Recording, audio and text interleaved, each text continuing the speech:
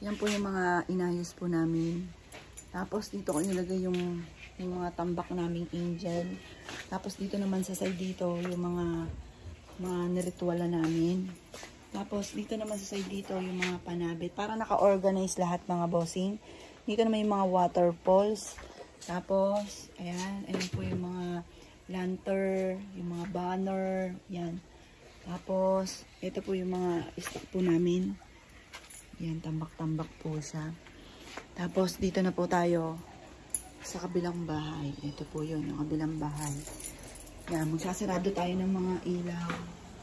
Yan, pati yung sa gate. Tapos, ito yung yung anak ko pong panganay, walang hilig po yun sa mga pets.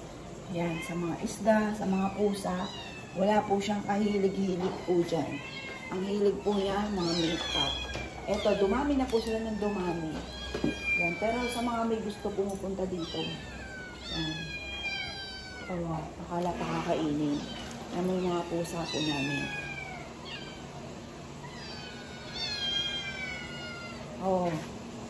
Yan po. Pero mamaya ko na sila pakakainin. I-off ko muna ang mga ilaw, mga bossing. Tapos tara na po dito. Nakasalamin po talaga ako. Tinatanggal ko lang. Kasi lahat kami nakasalamin mga bossing. Kaya para maiba-iba naman ako nagtatanggal ng salamin. Pero pag nag-e-edit ako, sasalamin po talaga ako kasi masakit na yung ulo ko sa pag-iyak. Hindi ko alam kung malabo na yung mata ko. Dahil nga po nasa lahi din po namin na malabo ang mata. Yan. Dito na po tayo. Yan.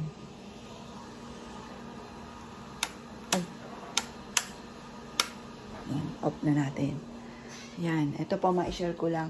Marami po mga pumupunta dito na napapaniginipan nila si Jovelyn. Kaya hinahayaan ko lang po na punta sila dito pag gusto nila. Sabi, namimiss daw po nila si Jovelyn. Napapaniginipan daw po nila kung pwede ka pong pumunta. Sabi ko, sige, punta lang kayo. Yan.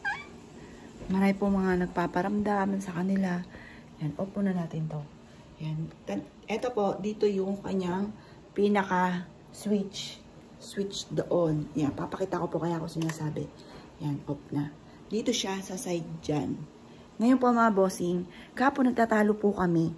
Kasi, hindi namin alam kung paano po nangyari yun. Kasi, eto po, kung mapapansin ninyo, yan pong Christmas tree niya, yung kinabit ang magjowa, nandyan po yan sa gitna.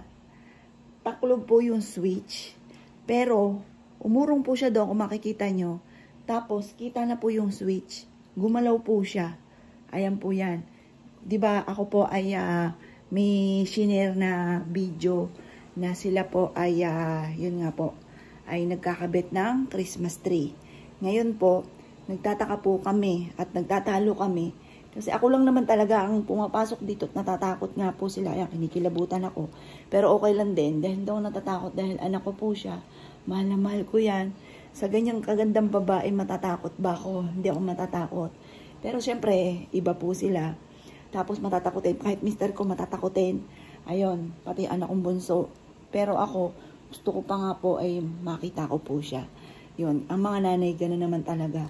Ngayon po, nagtataka po kami, bakit umurong, bakit ay umano siya, mission siyang gano'n.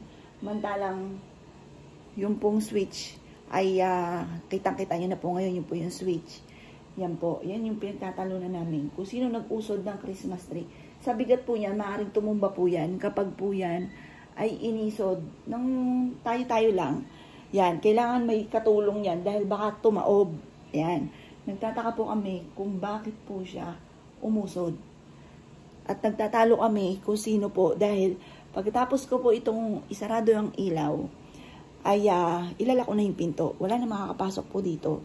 Bagamat binubuksan ko po itong harapan, pero nakalak din po yan. Nakalak. Ngayon po, yun po yung isa sa mga malaking katanungan po. Ito pa.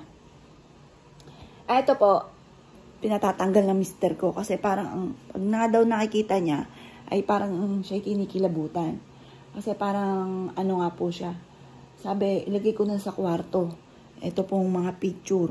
Kasi yun nga po, ay lalo daw siya nasasaktan, naalala niya. Kaya ako naman, bilang nanay, gustong gusto ko siya nakikita, hindi ako natatakot. Kaya yan po. Ngayon po, ay teka, naalala ko nga pala. Magsisindi muna tayo ng kandila. Yan. Muna tayo ng kandila. Anak, love na love ka ni Mami. Umakit ka na sa langit, maging happy ka dyan. Kaya Papa Jesus na, mahal na Birhen, mahal na Santo Niño, ang bahala sa'yo. Anak, love na love ka ni Mami.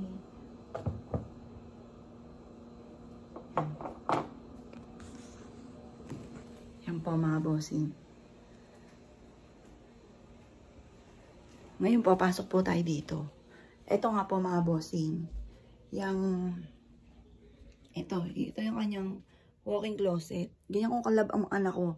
Kung ano, lagi ko sinasabi, sige, bahala na ako ng bahala mag-isip kung paano natin. Yung basta kung anong gusto po nila. Yun, ganun po. Ganun ako. Kaya minsan naiinisahan na mister ko, ano ba yan, ganyan, masyado mong. Pero siya ganun din. Kasi bumibili po silang dalawa pag nauuto ng anak ko. Bumibili po silang dalawa, nagmumol.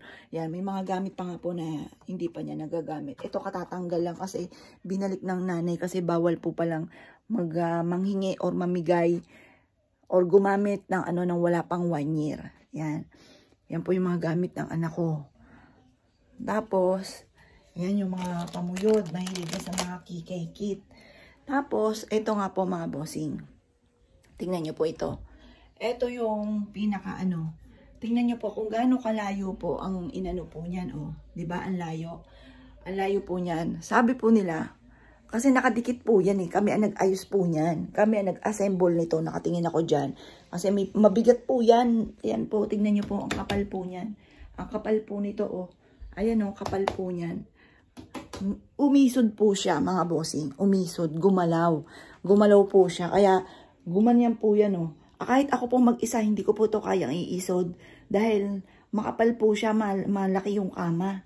Ayan, kaya yan po, isa sa mga malaking question mark, gumalaw din po yan. Umisod din po siya. Tapos, itong mga ibang, ito, nilagay na yan ng mister ko kasi mga gamit siya ng anak ko sa kabilang bahay. Pati yung ibang mga niya. Pero the rest, yun nga po pinakita ko dati sa CCTV po namin. At re-reviewin ko din po lahat yung mga CCTV namin dito. Dahil meron po kami CCTV dito. Ayan po, may CCTV po kami dito. Pero doon sa kanyang pagpapalit ng damit, wala. Pero dito, meron. Para kasi, minsan, natawagin ko yung anak ko, titignan ko sa CCTV, kung nandito sa kwarto, ganon. Ayun po, kaya meron dyan siyang CCTV. Re-reviewin po namin dyan.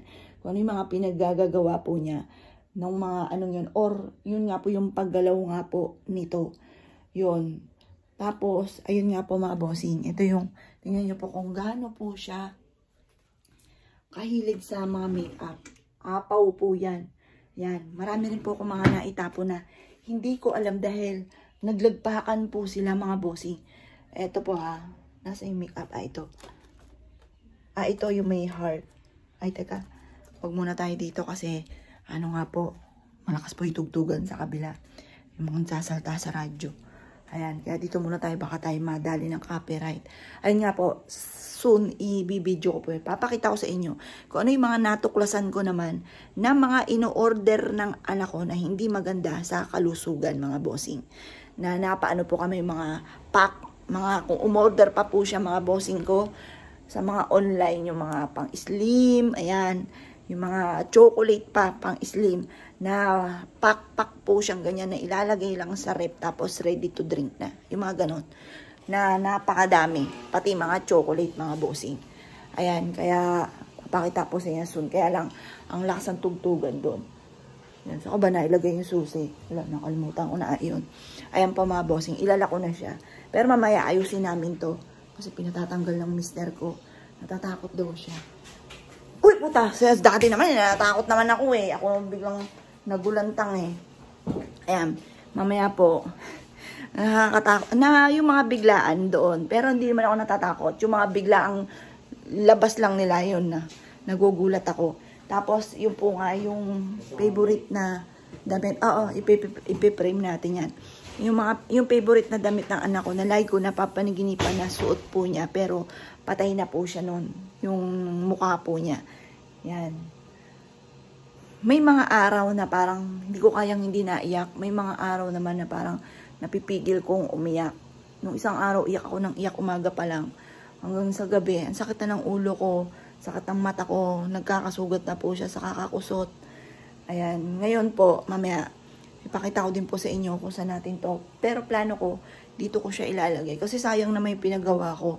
Ayan, dito daw po, parang naging mausoleo daw po itong bahay. Dahil nga po sa, nilagyan ko ng maraming picture. Kaya nagreklamo sila, dito ko na lang siya ililipat.